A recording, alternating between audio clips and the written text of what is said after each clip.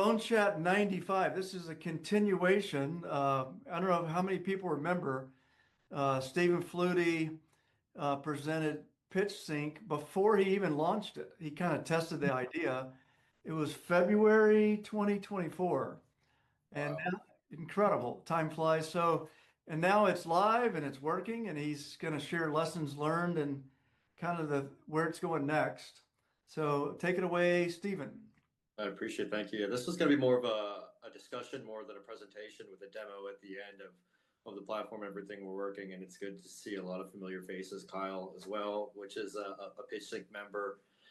So yeah, February 2024, lessons learned, where we're at, conversation with Tiger. We decided we wanted to leave the corporate job and go on this entrepreneurial journey called PitchSink here. PitchSink started out as a medical device innovation platform really aimed on helping physicians address the corporate slow no, which I think so many of us have seen. The courting, wine and dine period, 6 months later after Stryker or so-and-so is taking you to dinner and it's just we can't do anything for you. And a lot of physicians didn't know where to go. There's great programs out like Kyle and Priority Medical, First Priority Medical, what you guys are doing. But a lot of physicians didn't know where to go. And that's what we wanted to do. We wanted to be a place where you could log on and say, hey, I need an attorney to help me figure out, what's the IP landscape look like, really anything that's needed fractionally to help navigate the development process. When we started that was the main mission. That was the goal, is to help physicians. But what we realized were a lot of them wanted us to pay for what was going on. And being a bootstrap founder, we just couldn't afford to do that. Wanted to help everybody, but it was just honestly too challenging for what we were doing. And we had some great wins. We had some great clients. Honestly, Kyle, you had one that was going all the way to the end. That was going to be a big win, but they just pulled back last second. And so what we also wanted to do was just find a way that to expand the scope of the physician side. We were kind of hitting a roadblock there. So we expanded into the startup world. We started working with some startups, similar problems. There were a lot of economic headwinds the past couple of years. And please stop if you guys have questions along any of this process. But there are a lot of economic headwinds through this process. And we were seeing a lot of them saying, well, we need help here. We need help here. We just don't have the money to do so. So let's stay in contact with each other. And so we did that. We've had about 60 startups that have joined, some that have gone through of getting ready to book something, whether that's regulatory, engineering. Again, I'll show you how easy it is, but the regulatory, the engineering, and they've all had to pull back. And what we've also realized was a lot of them were failing when they were getting to market too, saying we're just going to go with what we have. And the data was really scary on this. There's about 60 to 70% of startups, medical device startups, fail while coming to market. And a lot of that is because of lack of clinician feedback early. Or we've talked about this, Tiger, please chime in on this point. You as a startup sometimes only think about the digital key opinion leader or the key opinion leader that is in your space. And they sometimes only view products through the lens of their area, their practice. And you're not getting a variety of views. We talked about last slide, Tiger, when you ask a doctor, would your friend use this down the road of what you developed? And the answer a lot of times is, well, no, they like things this way. So that's why we believe a lot of these startups were failing. But we thought this problem started even earlier. We believed it started in the investment process. And so we wanted to go down that route of what is the data behind this? And so we went down the FDA database. We built all our little AI agents to go scrape as much data on this as possible to see, well, how often are doctors being utilized in the due diligence process? And the data around that was even more alarming than that 60 to 70% failure. Only around 20% of investment firms actually utilize physicians in the due diligence process. And that was extremely frustrating for us to see. So we started reaching out to them, some of the physicians of, well, why aren't you using doctors? Wouldn't that help your investment rates, your success rates go up and bring that failure rate from 60 maybe down to 40%? And there was just no mechanism in place to do that. So we took a little feedback, took a little break of trying to go after the startups, came back and said, okay, well, let's build a model around this that makes sense. And let's try to brand it something fun too. And we kept calling it inside our venture toolbox. We didn't know what we wanted to call it. And so we just decided, you know what? This is fun. This is like a toolbox that a venture program can look into and get whatever they need, engineers, things like that. What we also did was partnered with Stanford Biodesign, the consulting arm for HSS, which is HS2, University of Miami, about 100 different physicians across the country. to be able to give those investment firms on-demand access to all these physicians to say, hey, I'm thinking of investing into a new meniscal repair device. So let's get an academic physician feedback. Let's get someone in private practice. Let's get someone that's focused on it before. And so you could bring all these physicians in on demand for a subscription. You don't pay any additional fees except directly to the physician that you're working with. So that's what we wanted to do. We wanted to build a platform that helped in the investment process, but also what we wanted to do was turn that investment firm, say Buford Ventures, who they buy into a subscription, they get a private login. We wanted to also give those startups access to the same resources for no additional fee. So Buford Ventures now provides more than just capital to their startups. They provide really a full-blown venture studio through a very cost-effective platform. Scalable efficiencies is really what we're trying to build, and the subscription is less than most booths at a conference. And that's what we also decided. We can't do something that is, I don't know if anyone's aware of PitchBook's pricing, but it's like $26,000 per user. It's ridiculous, but such an amazing tool. And so many people are priced out of using that. And we said the opposite. We are tech driven, which means we have a higher margin, so we can try to help more if we price ourselves lower and try to price ourselves where it's scalable. So the Venture Toolbox model launched a couple months back, and it has been very exciting. It's been a lot of really good feedback. However, the same problems still exist. No one is writing checks. And so it's been a lot of working with these institutions, organizations, some tech transfer programs as well to try to help them out. And we've got some good wins. It's been fun, but it's also been challenging. And so I'm open for feedback of, hey, how do we kind of navigate some of those waters on the PitchSink side? We also had to do a little reflections of, is this the right model or the right platform and the right mission at the wrong time? And so those are a lot of things we've had to learn. And that's why I think this group helped us early is, yes, it was good then, maybe it's not good now. Are there pivotal opportunities? So we also took a step back and said, what is the other problem that a lot of these companies are trying to fix? Access to resources from the commercialization side. So we decided to also, on top of building the Venture Toolbox, we had the team and the resources to build another platform called nCircle. And what nCircle does is it is a rep referral based hiring program. The Strikers, the J&Js, everybody has internal referral programs, and that's where a lot of great hiring comes from. There's not as many great Tiger Bufords out there that can do great recruiting. There's a lot of frustrating ones, and we always know that there's great candidates that come from referral-based hiring. There's arguments that could be said. They stay longer, they generate more revenue, they're more likely to be hired. But the problem for the referral program, it's internal. So it's not built for scale. We wanted to externalize that and build an amazing network of reps that can pretty much find a side hustle while they're in the operating room and make a couple extra bucks. We're talking $2,000, $3,000, $4,000 sometimes. But the other problem is, I come from the distributor world, so I might be biased on this. I believe fully that distributors are the backbone of the medical device industry, specifically in orthopedics. But trying to access them for a lot of startups is a very time-consuming and frustrating process. The great ones typically don't even have a website. So it's all who you know. So we wanted to find a way to build something like that, and we're getting ready to actually launch that in a couple of weeks. We've already landed some pretty fun clients, a lot of lessons learned of don't build a ridiculous model that doesn't make sense unless you're looking for investors. Let's get actual data and go after it. And that's where we're at now. There's been a lot of learning. It'd be foolish to say that it wasn't, but it's been a very fun process. And I'll take any questions, but I'd like to show just let me summarize this for you. You're going a mile a minute, and there's a lot. I apologize.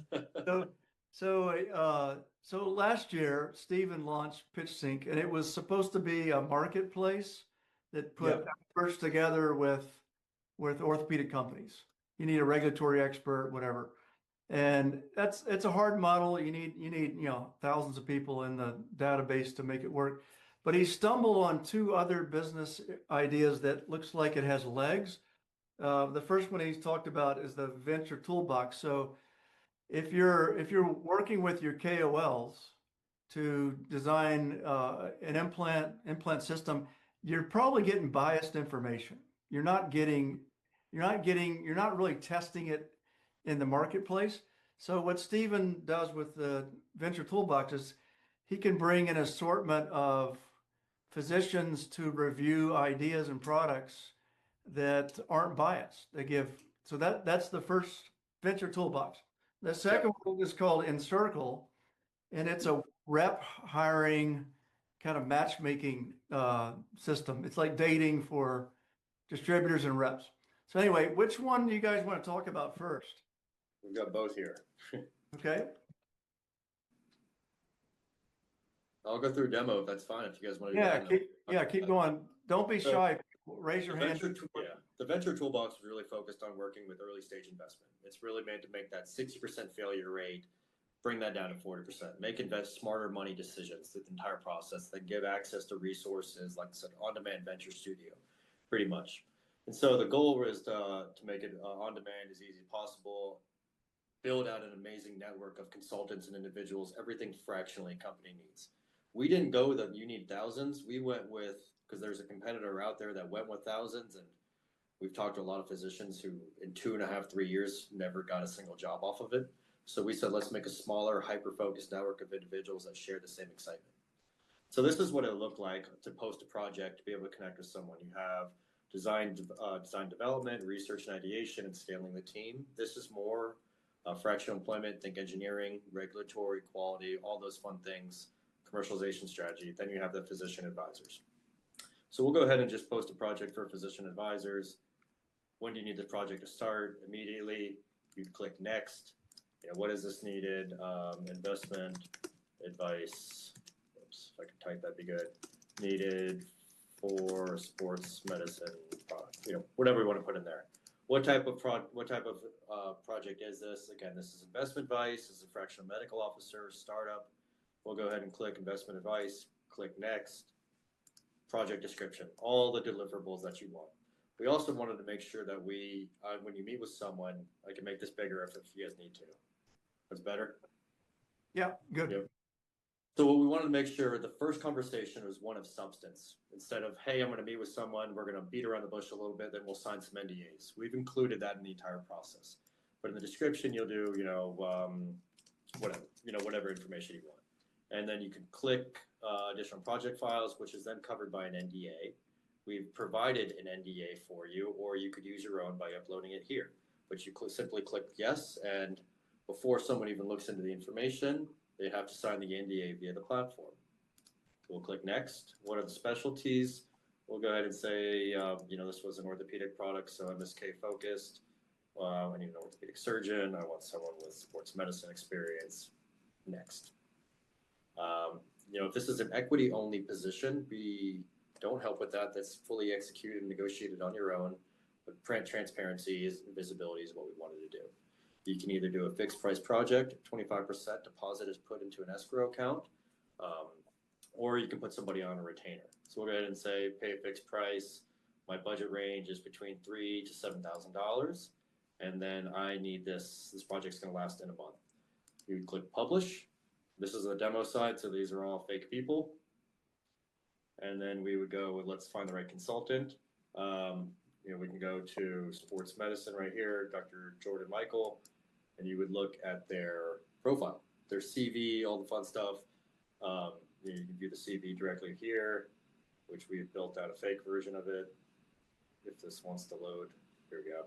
This is what it would look like. How many years of physician, what's their average hourly rate, what are their specialties, their education, all that fun stuff. We'd go back and say, you know what? I'm going to invite Dr. Jordan Michael to the project. The last project that you presented would be the first project here. Click invite.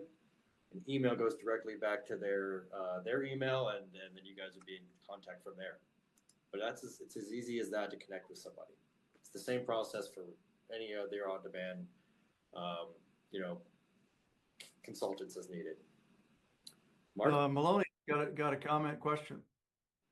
How do you vet the physician advisors? Yeah. So great question. We talk to everybody that joins. We get a profile beforehand. We interview them. Also, most of them are coming. Most of our orthopedics are from HSS. Dr. David Kay's, groups like that, people that know entrepreneurial sides of the industry, not just like a key opinion leader. We want someone that's been either a founder or worked in early stage startups in some capacity. So that's one way. yeah, let me re-ask Mark's question. So what would be a knockout? Like if you how Yeah, I think there's a good amount of them. We've kind of got caps positions, scrub capital. We're really going after the groups that are involved in the investment process to try to get those on board. We have about 100 and we're maxed at that. We don't want anybody on board. If they have not really been involved in a due diligence process, if they haven't been involved in early stage companies, they just don't qualify. And the reason being, we don't feel like you're going to get the proper information from there. Now, if you've gone through some MBA program or you've been part of a venture studio in some capacity, like, yes, I think that's someone that would qualify. But we need someone that is understanding of this. Again, we don't want the biggest network. We want a hyper qualified, very, very engaged platform of individuals.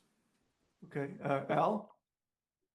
Yeah, did you, I'm sorry, Steve, my air conditioning kicked on, but did you say your surgeon network right now, you've got like a group from HSS? Yeah, we have HSS, Stanford Bio, Michigan, University of Texas. We've got some fun institutions on board. And so I'll make a statement and then maybe you can clarify. And I know somebody on this group that he and I have spoken about this a lot, but I don't know in today's environment that what I know about HSS, this is just some advice. I will tell you that many of us steer clear far away from HSS.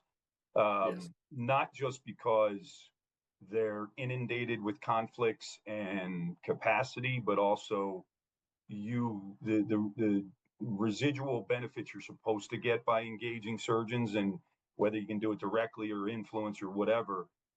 Historically, it's just not a place that I would go. Yeah, I've been through it a couple times. Message is heard. They have an internal consulting and investment arm that we partnered with rather than the hospital, and that's called HS2.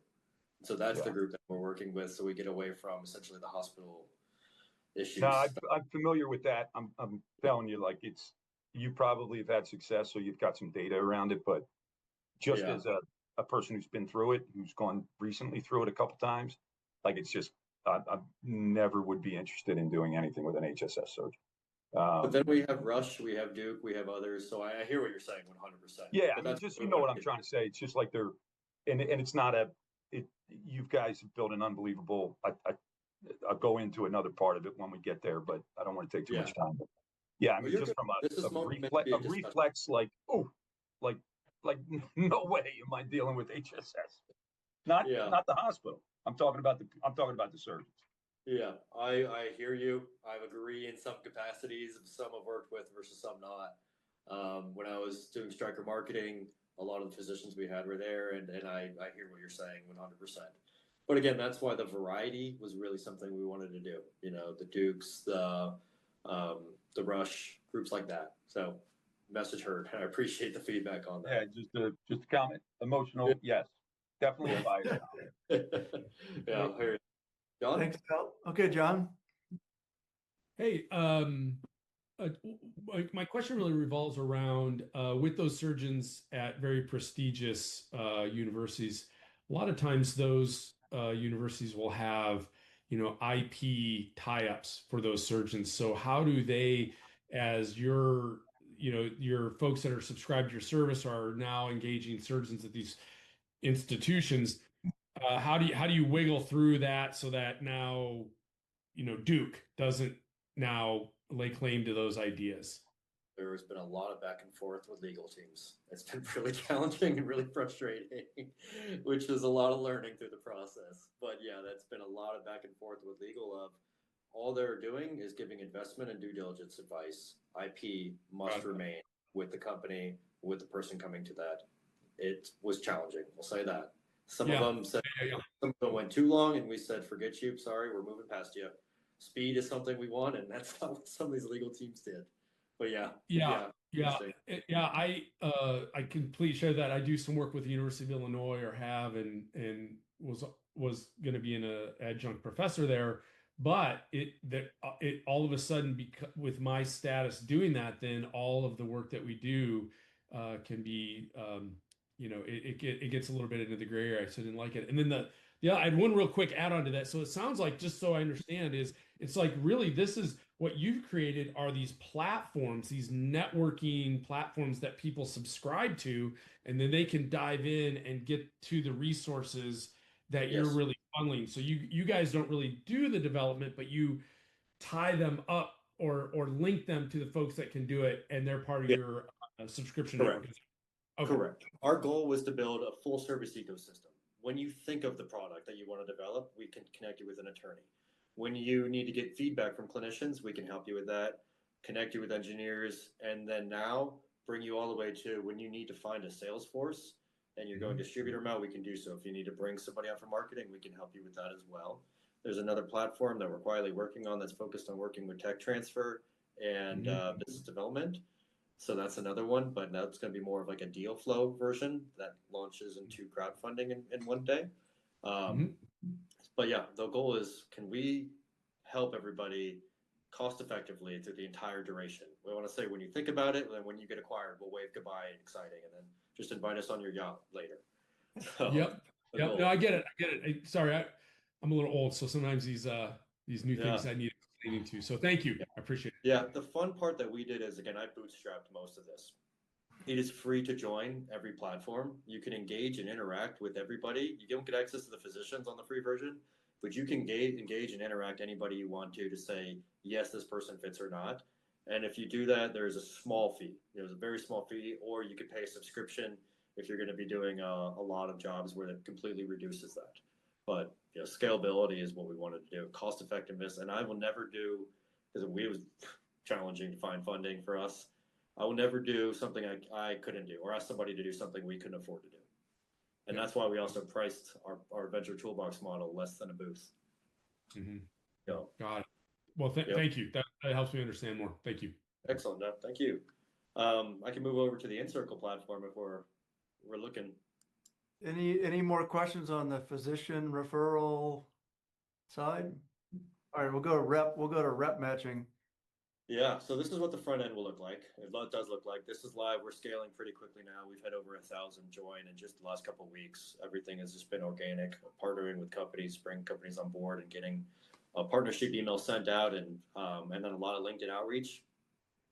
So well connected, because this is free for reps and distributors, especially with this Red Hat movement. We got the opportunity to speak on the open mic night for Joey the other day. You can be in the operating room, or sorry, you could be between cases. You need to focus on the operating room between cases and refer somebody and get paid for it. And that's the fun part. Or if you're a startup trying to find access to distributors, you can post a project directly on here and find someone and have full data sets of information of who are they, what do they carry, where are they, what surgeons do they work with before even accepting a meeting or not. So this is what it looks like on the front end. The back end, we're 99.9% done. We are just a few pages left of development, but we're looking for a mid to late October launch.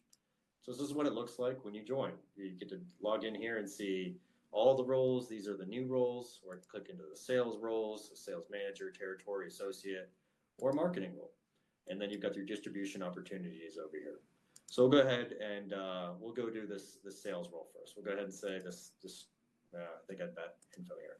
We'll go on the nCircle one, the sales development. This is in New York. This is what the comp looks like. All the information about the role, the insider information. If there's videos, the videos would be here of who the company is. We can build videos with you pretty cost effectively as well. Company overview, like you see here, and then you could share. I can share directly on LinkedIn, or I can copy this and move and send it to somebody. This is what that role would look like when it is copied and sent to someone. The location, the salaries, the company, all the information you would need, a standard job posting. And then you click join and it would bring you right to this platform. Now let's go through the mechanics of actually referring someone. So I'm going to refer Tiger Buford. Oops, sorry, there we go. So you're right. Could be a mistake. Yeah. We'll say Tiger's working with us at nCircle. He is Tiger's brand new. He's an associate with us. And then his email, it's LinkedIn. Whoops. LinkedIn.com, his URL, additional information. How do you know Tiger? I mentored Tiger. We'll go ahead and say that one. And we collaborate on a few projects. We have all these opportunities to see how you actually who this person is. Why would they be a great fit? Great associate. If I could type, would be good. There we go. Picked up ortho quickly. You upload his resume, click, confetti flies. The hiring manager has now received information on who Tiger is, who the referral program was, the referral person was, their LinkedIn's, where they work, all that information. So the page would look very similar to this one, but it'd be all about the candidate for most of it. And then the bottom would be all about the person who referred the candidate. So you can see if they're actually working in a pretty good place. Distribution opportunities are a very similar, I'll get to you in 2 seconds, very similar mechanic. The only difference is we're not referring somebody. This is all their information. This is my information. Hey, it's Steven. What product, why would I be a great fit for this? LinkedIn's. And then please tell us about the different products you're distributing right now. And click request a meeting. The very similar page that person received would go over to a hiring manager or regional manager who's looking for the distributor. You'd get the information, click yes, I'd like to accept this meeting request. Email goes back to the person requesting that, and they would have a direct booking link from there. Tuesday, 5 p.m., boom, everything's already set up and streamlined for everybody. So it's simple, very simple. We wanted to make it very scalable for everybody as well. There's 2 pricing methods. One on the distributor side is more a subscription.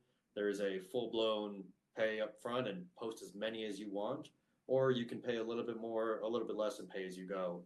And then it's flat rate hiring on the other side. How? Yeah. So coincidentally, I happened to talk to your partner this morning on Yeah, a call. sure. So I was a little just by chance. So I'm Yeah. kind of thinking about some things because he was telling me. This is a simple one, but what like the referring reps, that they're incentivized, and if somebody comes through, what do you do with the permission side of that? Well, if they're referring people that they know, right? Do you run into it, or is it a thought that has that other person or distributor given permission to be referred? They've signed up the platform, and then typically you'd want to tell your friend, yeah, I'm referring you for this job. Or a lot of times, well, we've been having a lot of meetings with individuals of, well, can I refer myself? The answer is no, but you can have your friend refer you. So, and if it's not someone, we have it in the email actually, if this is not something you were aware of, please let us know. We'll take care of it. Yeah, that's more what I'm just kind of wondering if that's just a quick hit. But I was doing the demo earlier for somebody, and the email popped up. If this is not something please again let us know. We'll take care of it. Yeah, so. and then secondly, I will tell you that there's from the distributor side of things, there's I guess an awareness out here with us because there's a few people who do it pretty poorly and I don't want to use terms that are too negative, but some of them are out there just kind of building databases on people, right? And then selling themselves as fractional VPs of sales and different things like that. You guys were probably aware of that, but yes. I think that just a thought that your people, as you expand, you may run into people who are aware of that dynamic, right? Like that independent distribution is vitally important to many companies and sales reps, right? So it's just something, I guess, for me to say, to be aware. When I got off the phone with your partner this morning, it's just like, be aware that there's a lot of us out there that are just kind of like, don't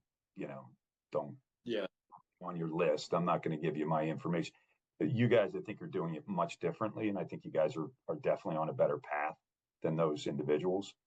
And I mean that sincerely. I'm not just saying that because I'm on this call after talking this morning. It's just a dynamic that's out there that a lot of us talk about. So yeah, I would 100% hear that. Yeah, we're going about things a little differently. We have a lot of that joined, but we have companies that we're working with now that we're doing direct outreach for, getting their ideal candidate profiles. We're also building a little AI radar of, in the onboarding process, you tell us in the job flow who what is your ideal distributor profile? What products are they selling? Years of experience. And then when you actually receive, where is it? This page at the top, it'll be a slider scale of yes, this is more likely a fit for you. Reasons why, and that's version 1, because this is like the little private community. I'll let you into the future. We're also building an AI recruiting interviewer, essentially, if you will. I think Clifton's Strength Finders profile is built into it as well, where the first time you actually meet with someone, or you can actually say, instead of requesting an interview, you'd like that interview to happen first so you could see it. So it's trying to give as much visibility and clarity to the whole process. But I hear what you're saying. There's a lot of people I've seen doing something different. Their retainer is more than what our entire year model is as well. So it's very different. But thank you. That was one of the feedback. And right now it's fun because the targeted outreach, like it's actually surprised at some of the clients we got this early. Some are publicly traded. It's been fun because it's been more of a manual process with them. We'll put together the profiles that they want and then provide the list that they want us to go after, and then we'll go after them in that capacity right now. Just some groups want to go a little early. That's fine. We love to do that because it allows us to engage and interact with each individual earlier. Go ahead. Maloney's up. So I'm really fascinated by what you're doing there, Stephen. You know, all information has value, and basically you're putting a lot of good information out there. And when you're trying to hire an independent sales force, it's kind of hard to find, you know, who are the good ones now versus 10 years ago, or who are going to be the good ones. So I'm sure you're going to get a lot of interest. Yep. Every rep has a day like where they have a 7:30 case, and then they got nothing to do till 1:30. Yeah. And that in between time is often just hanging out.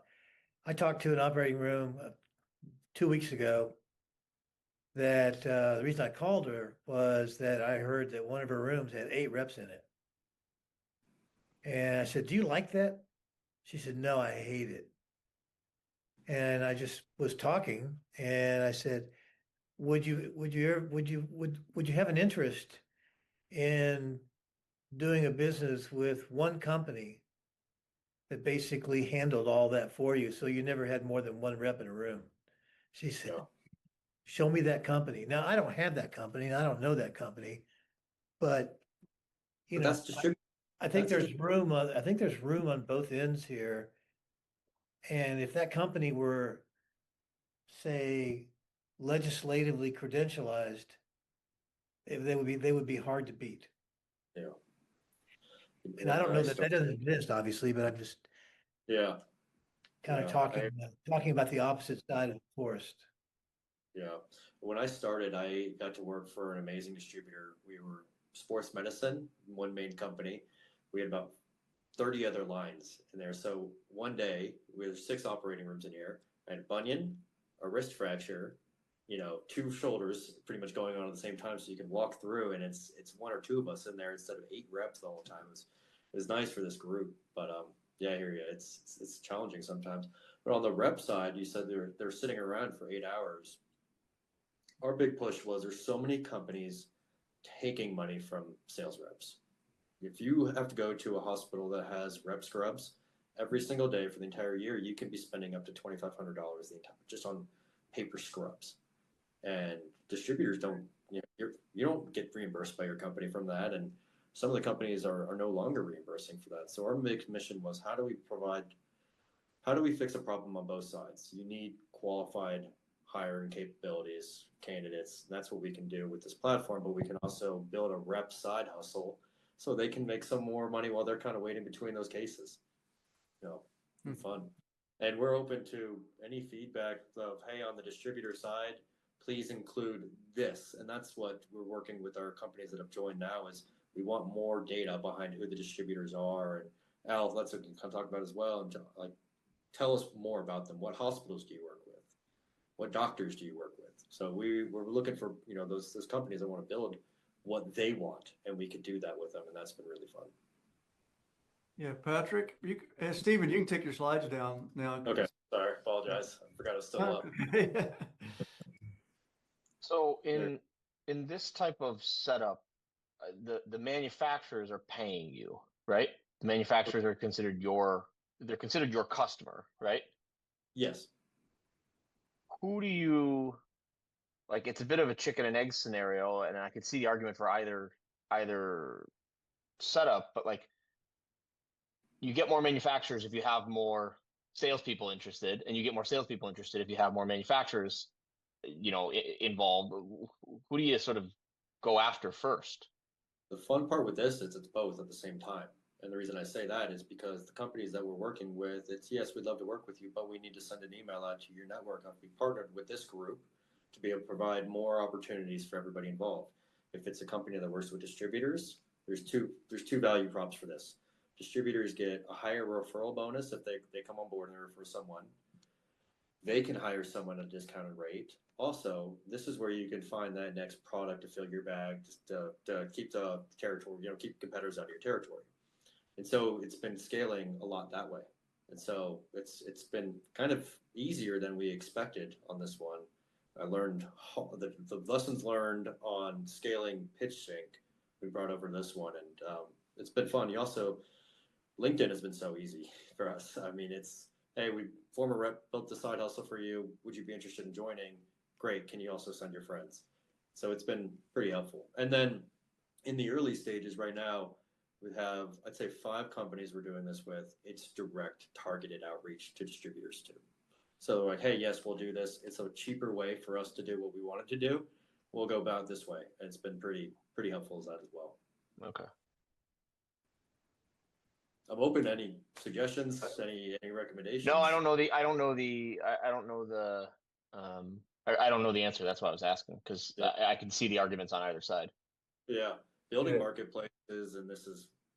It's more what the challenge is like of the existing behavioral patterns of through LinkedIn and others. It's like distributors referring distributors going to small companies and saying, hey, Patrick Jamnick, I'll help you out. I'll get you a couple other distributors, but I want a little bite out of it, right? Mm-hmm. Or, that's just a challenge. I guess you're going to do that. Somebody says, well, I don't want to go into nCircle. I would rather do it on my own. I got a big enough network or whatever. And it's inherently poor. My response to those people would be, that's not a great thing to like for me to insert myself in that, because then if you have any type of ethics or you give a shit, you're going to feel bad if you refer crap to the company, Mm-hmm. right? You're going to feel like, well, I guess I wasted your time with that phone call, right? For what? So you can get a piece of the pie. Like, it just depends on how with the people you're dealing with in that situation. But it's a challenge because I get calls all the time and I can just sniff it out in a second where I know the person who's calling me is probably getting a bite out of the apple. And it just inherently makes you feel like it just immediatting pushes back. You're just like, nah, no dice. Like, no. Just out of that. Maybe even if I want the product, it's just like, nah, you're sticking up. Yeah. I would love this group's feedback, because this is a feature that we are debating putting in. And it's, I think, controversial in our team. Rating systems that are private for both rep and company. Companies can say, this person didn't sell my product, they were a nightmare, or I've heard of a couple guys in New York, they sold our products directly and didn't pay us, and they're not answering our calls. So this would allow essentially for a rating program of, this individual, I'm going to pick on Tiger again. Tiger's got a distributorship now. Tiger requested a meeting for your product out, but it comes with the reviews of the companies that have worked with Tiger. Same thing, Tiger can see the reviews of your company, of the reps that have worked with your company. What is the thoughts on that? I mean, it can go a couple different ways of there's one bad review versus some, bunch of good reviews. Be a long course for data, I think, to gather enough data on it. I mean, you got to talk about months and months of experiences before you'd probably have somebody who would be qualified to give a review on either side, right? So how quick? I mean, it's something that you could track on your own without making it a qualified value for your platform until you've got enough data around it, right? You can internally do it. You just finding out and just keeping it, keeping track of it, and then when you feel like you got something, to really show some consistency there, and the timelines that you've got. Like if you start a company, it's 6-7 months in, and you start to get those reviews. Yeah. You know, because everybody's got a ramp up period. Well, I got to get my guys trained, and then I got to do this, all the shit that Patrick hears, including from me. Exactly. Exactly. Never Yeah. from you. Yeah. Only from everybody else. No, I think it's like acknowledging that there could be like it could go badly. I actually think it's more of a positive than a negative. The reviewing thing, like I could see all the ways it would go. I can see all the ways it would go poorly, but I I think I think it's I think it's slightly a good idea. Yeah, yeah, that's where I'm falling back as well.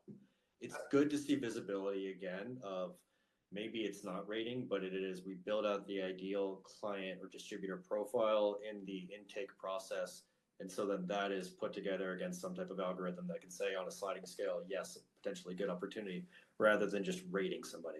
Or yeah. Maybe it's not like, 4.5 out of 5 stars, but it's like, here's what other distributors are saying about this company. Example 1, 2, 3. Here's what other manufacturers have said about this distributor. Example 1, 2, 3. Something that's a little bit more like that rather than like a purely sort of like, 1 out of 10 sliding scale type of thing. And the hard part on the distributor rating side is sometimes that's a great distributor, but your product, they've showed to 1 or 2 doctors and it didn't actually hit and they weren't able to get something out of it. And that's where I'm thinking it could go wrong of, well, it wasn't top of mind anymore. And you're always, as a company with distributors, fighting for mind share. And it wasn't top of mind because the 2 doctors they thought just didn't want to use it. And so they let the contract expire or something. So that's the other hard part that we're trying to figure out of, a company could be pretty upset if the world's been promised to them and by that distributor and nothing happened, but it was just because the doctors said no. Yeah. The rep's just one component. The product's got to work. There's lots of other things, pricing. All right, John, and then Mark. Yeah, just quickly, I was thinking that I can't remember I don't ever go there because I never want to read it, but there was some bulletin board that turned into like Gossip Central in our industry. Spine blogger. Yeah.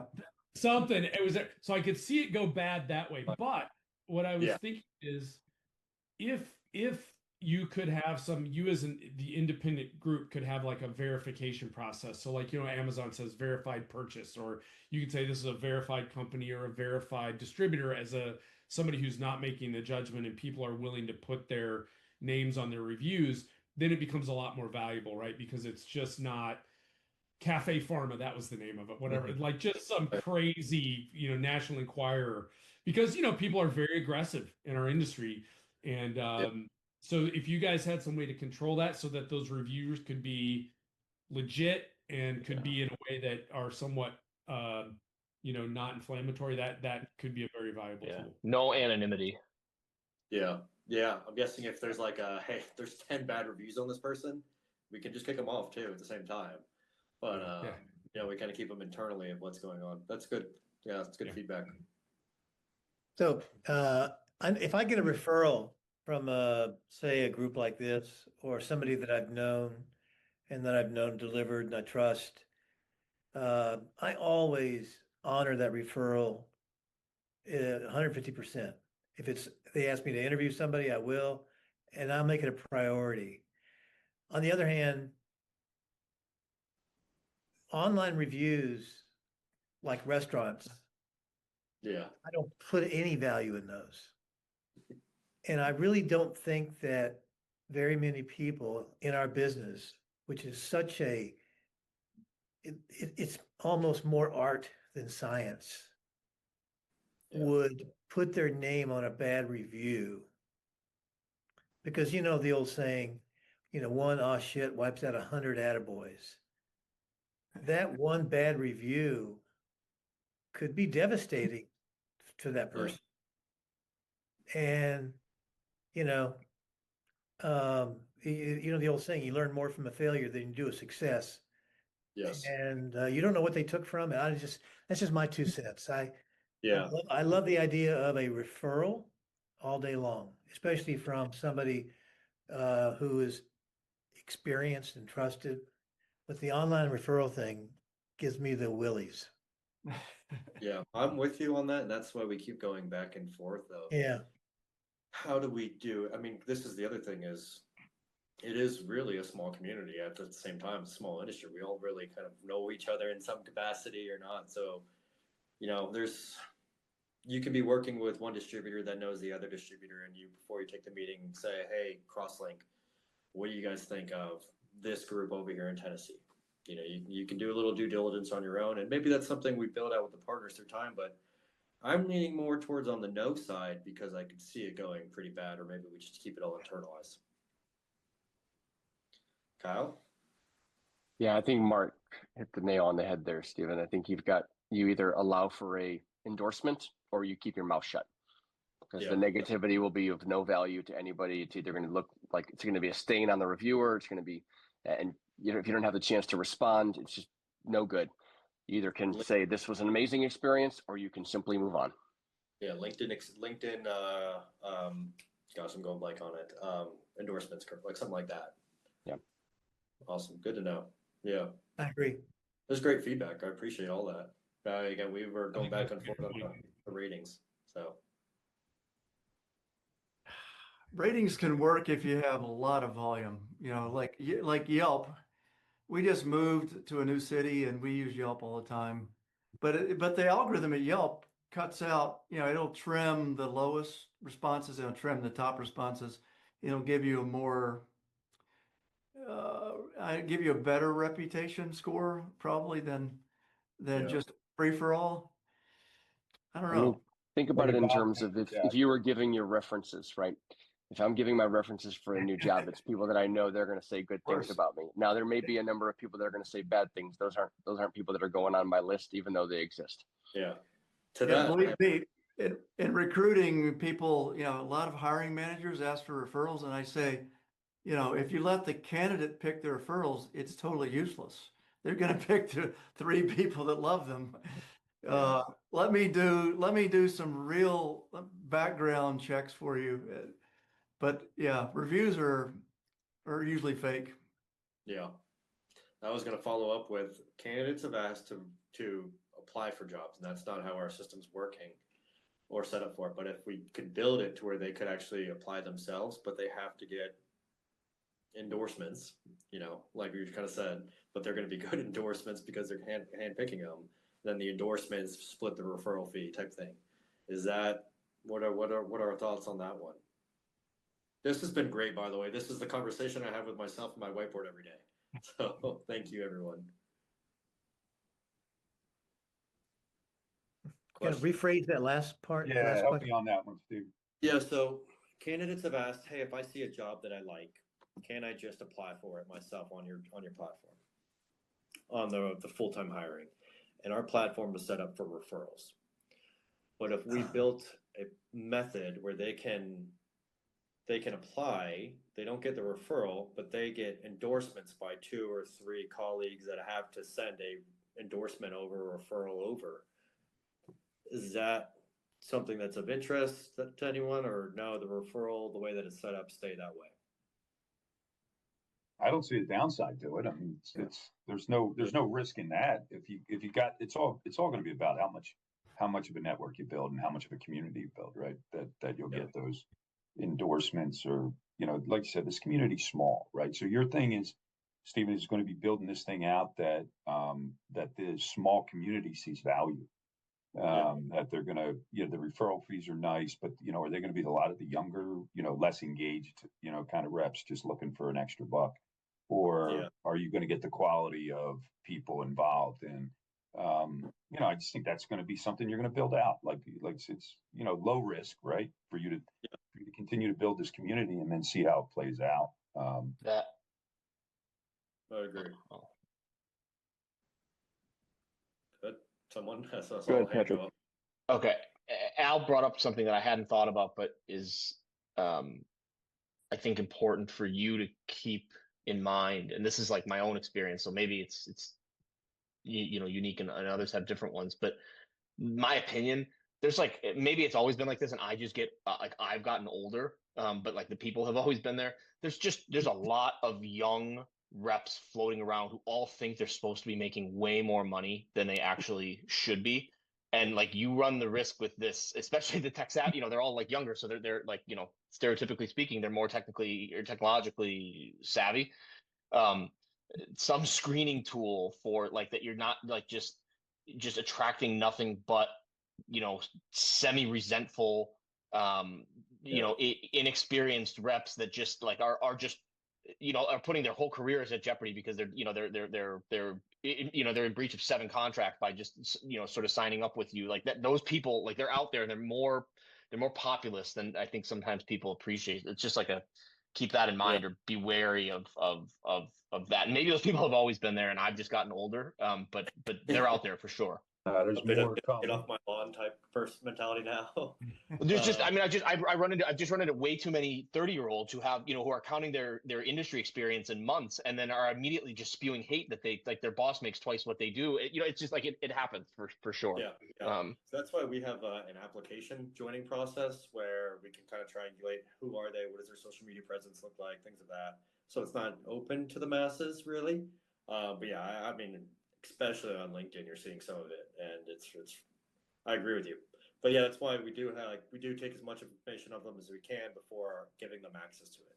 Yeah, typically a day or two to say, this person, they aren't saying some ridiculous things on social media. They, then they've got some good connections, things like that. Yeah, Or the opposite, where they've been doing it for a few months or have job jumped 4 different companies in 5 years, and all of a sudden they're out there coaching people. I want to come through the screen and like choke them and be like, anybody can look at their LinkedIn profile and be like, let me see, you're on your 4th company. Yeah. And you generated $20 million in business in 3 months in this company and they let you go. Oh, right. So now you're here to coach me and do a video that how I'm supposed to engage a surgeon. Like I literally want to kill them. I just blocked them. I poked a hornet's nest with this comment. That's why we provide the totally LinkedIn's and whatnot. Yeah, that's why we provide you the LinkedIn's coaching ability to me. Due diligence yourself. I agree with both of those comments. Those are great. It's such I think that I've tried to remind ourselves LinkedIn is this small of the industry. There's a very small percentage of that are on it. The bigger part of it is off of it too. So it's very, very interesting. Kyle? Yeah, so Stephen, it appears that to some degree, maybe to a large degree with this, what you're trying to do, your brand is referrals, right? I know someone who is great at selling products in the upper extremity. I see that a company is looking for sales reps for fingernail replacement devices. You should talk to this person I know that's great at upper extremity, right? Correct. So it's off brand, probably for the masses, for the piranhas in the water, to just go after a job posting and then you get 1,000. But I do think that it would be on brand for people to ask for referrals. Like that is a thing that we all do in the networking space, right? If I see a position that I want at a company, one of the first things that I do is I look to who I'm connected to at that company and I reach out and say, hey, Jim, I see that you're looking for this position. Can you tell me about it? Who should I talk to? Is this something I should go after? I think you can create the same sort of environment here where it's a request a referral sort of thing that keeps you on brand, but doesn't let the blood hit the water for the sharks. Yeah, it's something V1 we're launching referral first. If Kyle, you see a job you want, hey Stephen, please refer me. That's how it would work now, and I'll split that referral fee for you with you. But that's definitely something that we would want to look at, in V2 for sure, because I think given the feedback, we do want to see. But to Tiger's point too, like some of these they're always going to be positive, referrals. But good feedback. Thank you. The last thing I want to add, speaking of like referrals and this art and science that we call market making, in every distributor group, you got rainmakers, you got rain catchers. By far, there are more rain catchers than there are makers. I've never ever understood why we don't separate them and make the rainmakers the elite group that you want to be in, and make the rain catchers or the farmers, hunters, however you want to say it. Yet they always, Mark? They tend to get paid the same. Pardon, what'd you say, Patrick? Who's we? Like when you say, I don't know why we don't separate them. Like who's we in your mind? Like, I mean, I have my own mental models for how to do it, but then maybe that's what you're getting at, is like it's everyone just sort of does it on their own. The independent distributor industry. Okay. Find me a distributor group that separates the hunter killer from the farmer gatherer. Yeah. I don't know of one. And yet it's the same problem for every company trying to grow their sales. They go into a territory, they go with that distributor, that one rep that gets them initial business works with 3 doctors, 5 doctors, 2 doctors, and that's where it stops. Yeah. I think that's the data that we need to provide to the companies for them, and that's what we've got built in. But the endorsements rather than the ratings, I really enjoy. If a company saying, yes, I endorse, what do you endorse about them? Their selling, their professionalism, their speed to ramp, something of that. You know, you can put some of these that you can places like little badges with explanations underneath. It's just a different way of looking at it. I mean, I got a domain name, I don't know, 10, 12 years ago, and I've never used, called Special Sales Forces. And it's just some kind of an idea where you've got, you know, real rainmakers that create business. Anyway. Yeah. Well, it's another meeting, Tiger. It's another meeting. But inside the OEMs, they call the rainmakers, they call them business development people, right? Business development managers, business development directors, and right?